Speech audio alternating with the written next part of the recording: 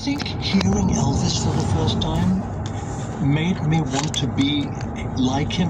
I used to dream, not that I would be like him, that I would wake up and find I was him. Yeah. And what it did was it focused me. Because don't forget, it was the beginnings of rock and roll in America, and we were really fortunate to come in at that early stage. And all I could think of was there was nobody else sort of singing like that in England. So we had good singers like Dickie Valentine and Matt Monro who were fantastic, but there was no...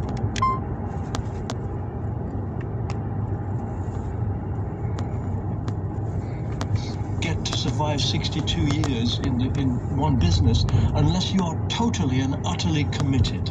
Now, that could be a fault on my part, but certainly in following years, I was able to do a lot for my family. I made new friends. I kept in touch with some of the old friends, but it's a matter of being focused, and I'm not quite sure whether I got that from my mother or father. Of course, your father died at quite an early age, but he had bought you your first guitar for whatever it was, 20, 30 quid. A pretty good investment, it turned out.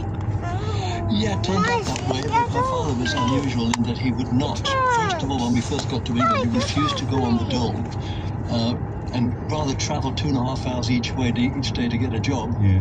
But he also didn't like to buy anything if he couldn't afford it, if he couldn't pay for it.